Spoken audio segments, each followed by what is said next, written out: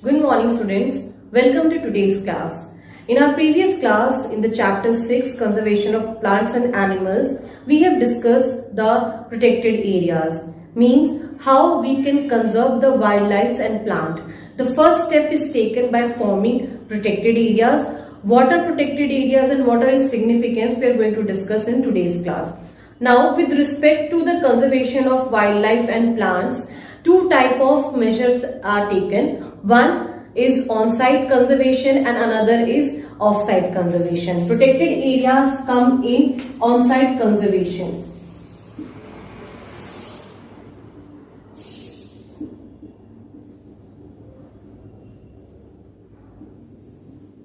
These are on-site conservation measure. Means, what is meant by on-site conservation measure means plants and animals living in their habitat are protected by marking their habitat as protected areas.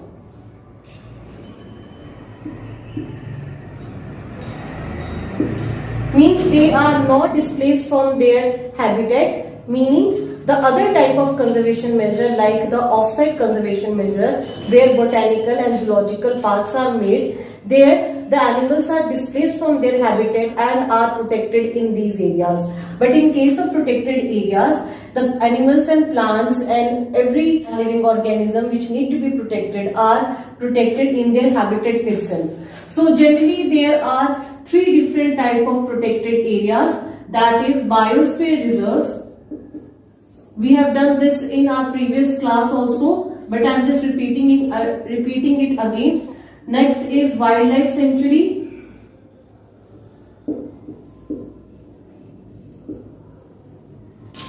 And third is national park.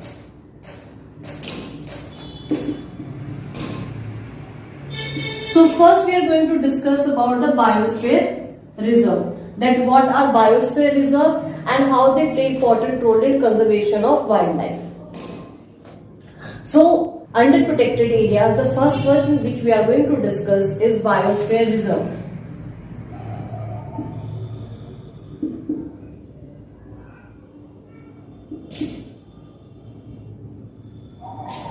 What is biosphere and what is biosphere reserve? Biosphere is that area in which abiotic and abiotic components live together. Now, UNESCO in the year 1968 came up with the plan of forming biosphere reserves.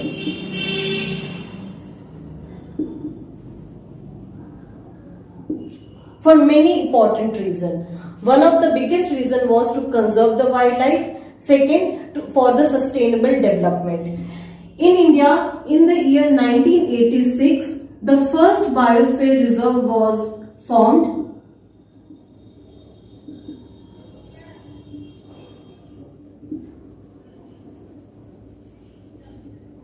But the first biosphere reserve was formed under the program MAB, that is Man and Biosphere.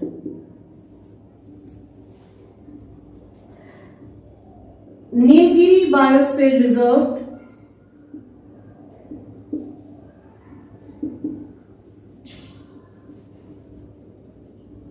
was the first biosphere reserve in India, and currently there are 18 biosphere reserve in India.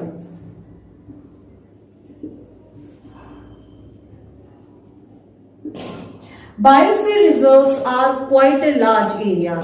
It may encompass the wildlife sanctuaries and national parks. So the main significance of biosphere reserve is to first the conservation of the plants and animals and microorganisms, second for the sustainable development, and third for the research process. So let's write down those points also, and please note down the points written on the blackboard that is related to the biosphere reserve.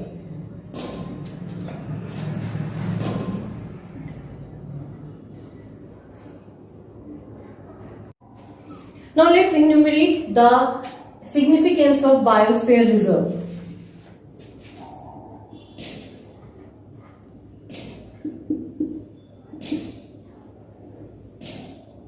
What is the significance of biosphere reserve? First is the conservation of biodiversity.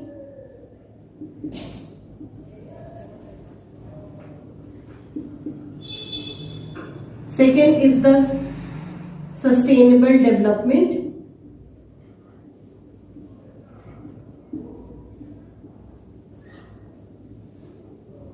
Now we know that we cannot omit the idea of development, but the main aim is to aim that the development is sustainable, which means that it is not harming our nature, so that that development could be encouraged.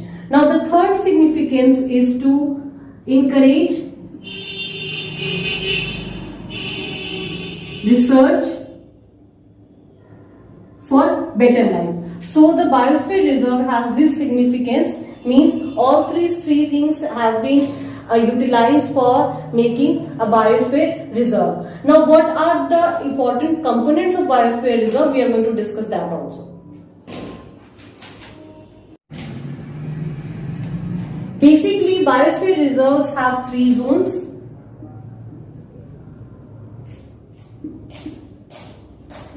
The first one is the core zone. The second one is the buffer zone. And the third one is the transition zone.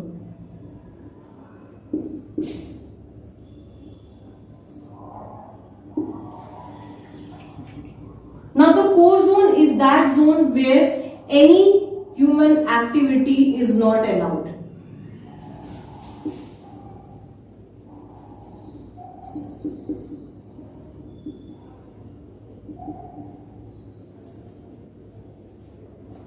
In buffer zone, few limited activities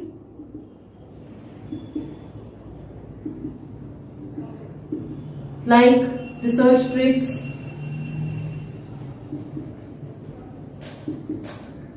surveys are allowed,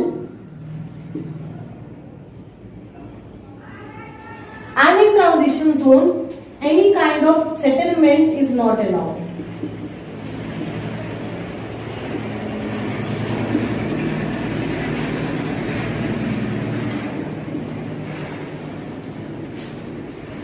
So look into the textbook, you will find the three zones of the biosphere reserve: core zone, buffer zone and transition zone.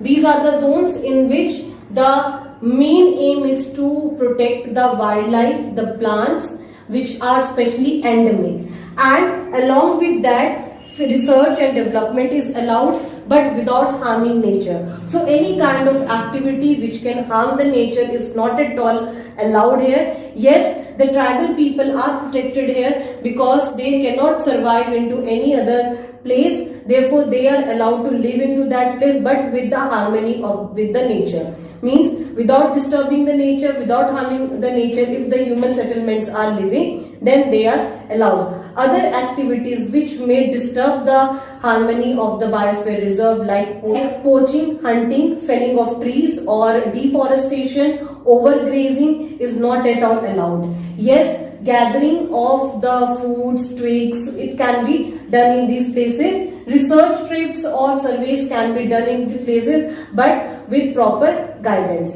So this is all about the biosphere reserve. Let's discuss about other points. Now let's understand the zones of biosphere reserve by this diagram. I am drawing this diagram Just assume that this is a protected area under biosphere reserve. This area could be denoted as core zone, means the area in which any kind of human activity is completely prohibited and wildlife and plants is protected.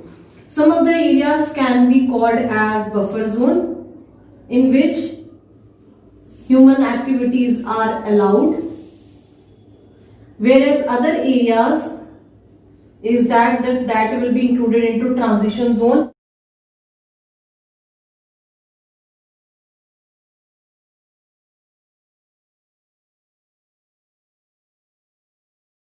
in which the activities related to human or other activities can be allowed in such place. So this shows that how the biosphere reserves are organized. Now let's see what are the different flora and fauna found in the biosphere reserve and why biosphere reserve is so important for endemic species. Let's move to that topic.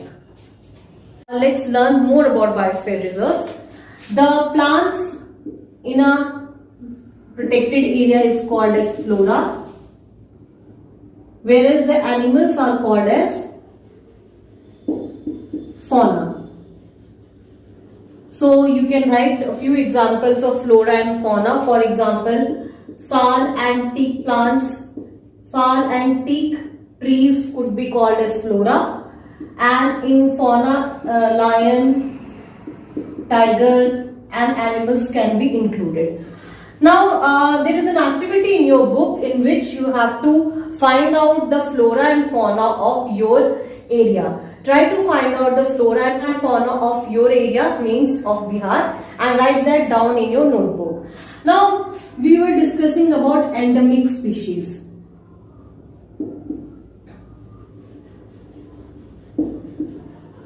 Endemic species, what are endemic species?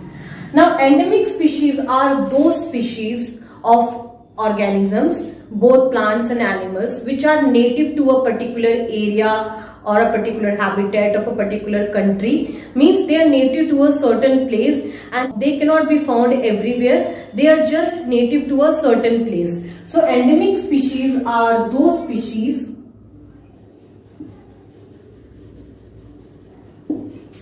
which are found in a particular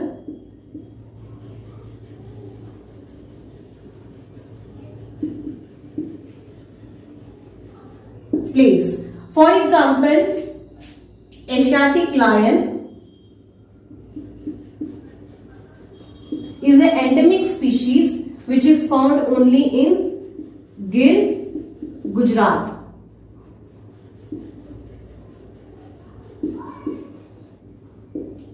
Means you won't find Asiatic lion anywhere in the world. They are only found in Gujarat in Gir National Park.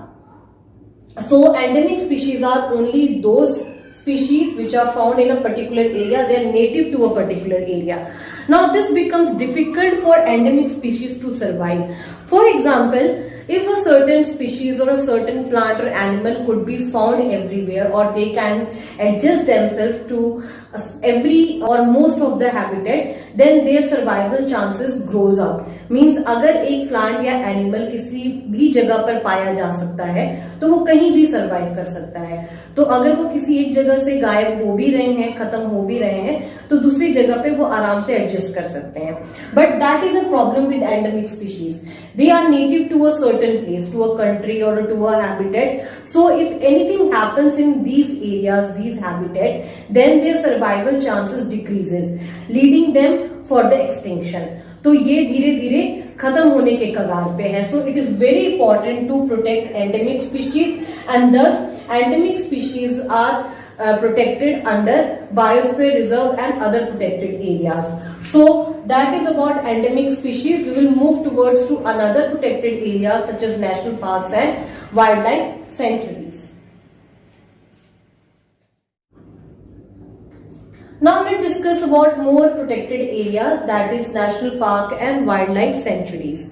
National parks and wildlife sanctuaries are also designed to protect the wildlife and to protect the plants. I am going to write down the points how they are different from biosphere reserve, and you can write that down into your notebook. So the first category is about biosphere reserve. Second, I am writing about wildlife sanctuary, and third one is national park.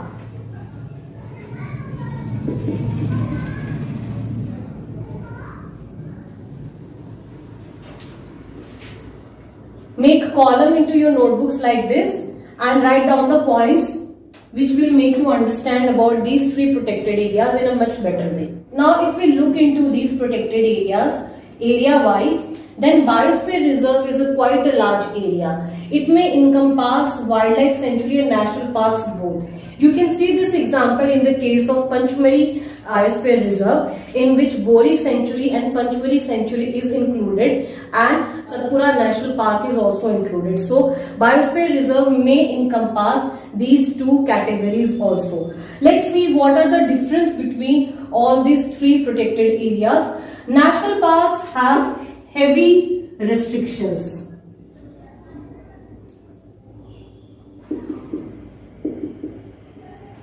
Whereas biosphere reserves has moderate restrictions.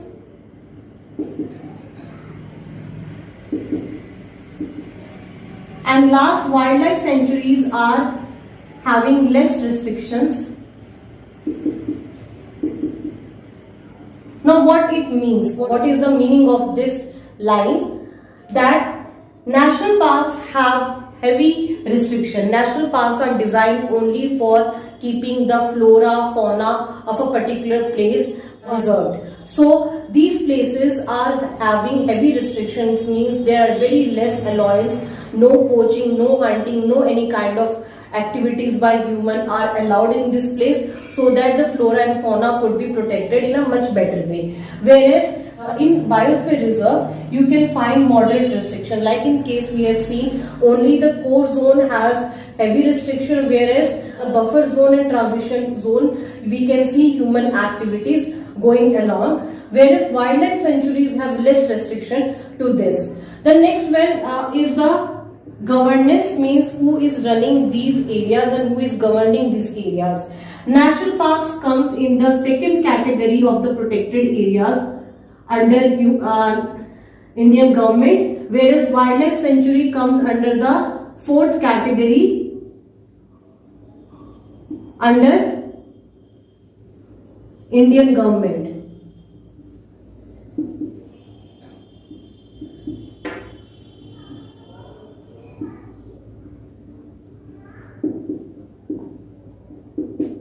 Whereas in case of biosphere reserve, it is governed by UNESCO, by MAP, which we have already discussed in biosphere reserve. Now let's see what are protected in these areas. Let's see what are protected in these areas. National parks has flora, fauna, historic places,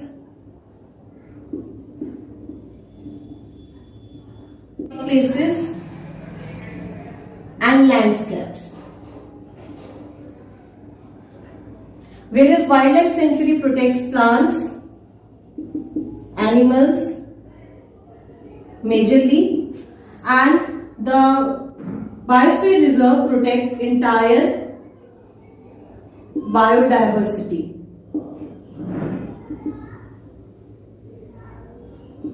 Now let's see the example of these ones.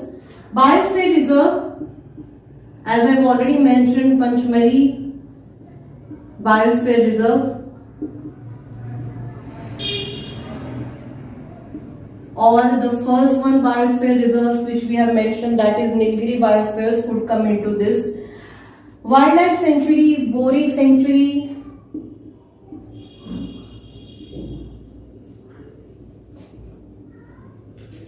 whereas National Park, Satpura National Park, Jim Corbett National Park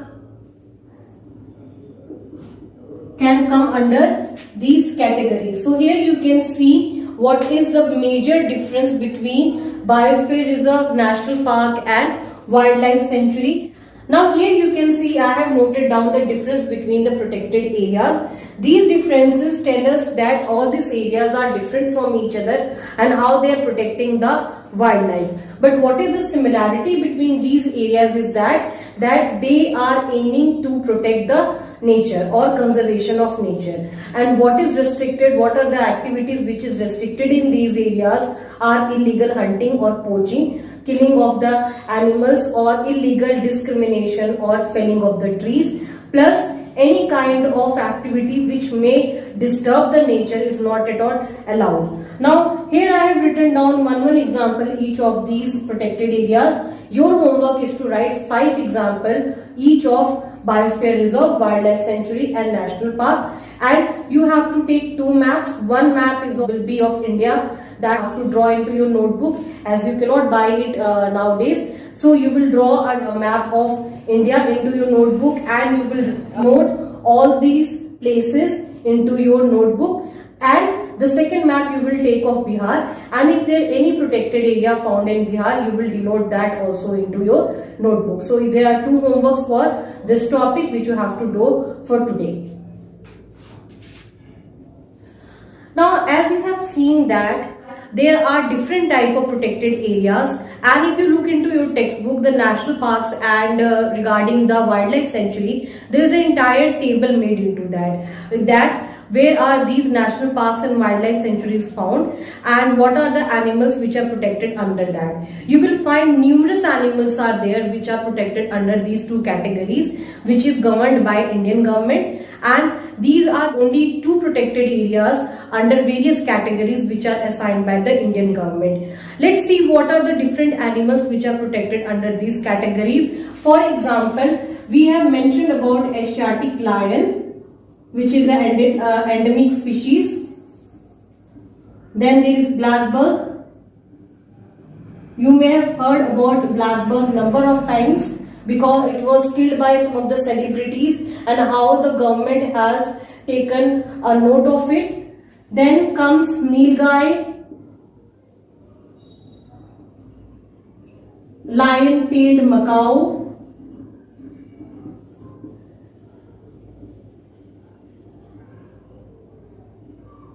Kashmiri stag,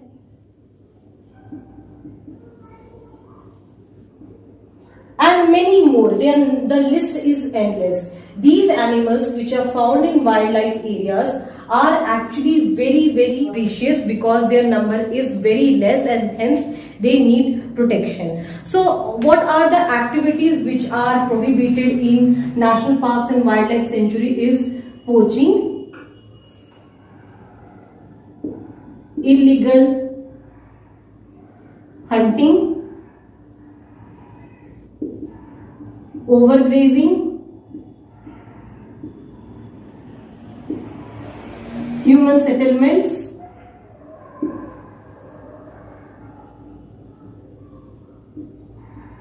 deforestation.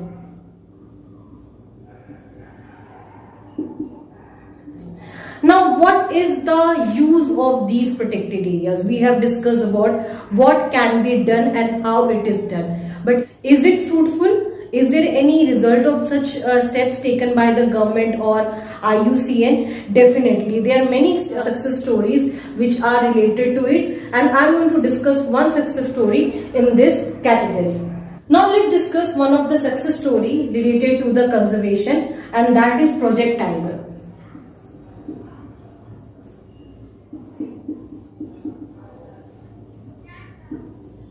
Project Tiger is related to the conservation of Panthera tigris.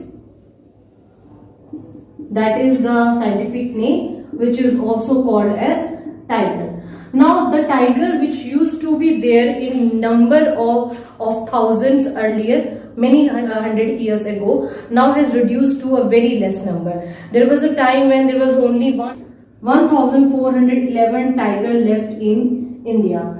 So Project Tiger was launched in the year 1973 to protect the tigers, because there were a number of tigers which were poached, hunted and killed, and their body parts were sold into the markets. Why they were sold into the markets? For making medicines or for decoration pieces or for the teeth, for the fur, they were sold into the markets. Now government has taken an initiative in the year 1973 to launch the Project Tiger, in which the areas were conserved to protect tiger, and many other things were also done, like captive breeding and many other things related to conservation were done, which led to the increase in the number of the tiger, which is around 2800, little lesser than 2800 nowadays. So there is a steep increase in the number of tigers under project area. There are number of wildlife sanctuaries which are assigned for the tiger, where the tigers are protected, and this can be called as a success story where the number has increased. In fact, there were many countries which went for the process, and only India and 2 more countries has achieved the feat where they have able to increase the number of tigers through the conservation practices. So here you have seen that how the conservation practices are done and why it is important, and on the level of India what are the different protected areas which are made and what is done over there and what is restricted. We have discussed enough about them. Now, how do we know that which kind of animals could be protected and which kind of plants could be protected? For that, evaluation and survey is done by IUCN or WCU, and Red Data Book is formed. This Red Data Book has different categories in which the animals and plants are placed, and then they are conserved on the basis of these categories. We are going to discuss about Red Data Book in our next class, and what will happen if the animals or plants are not protected. That will happen, that is extinction. So we will discuss that also in our next class. So for now, please note down the homework and do it.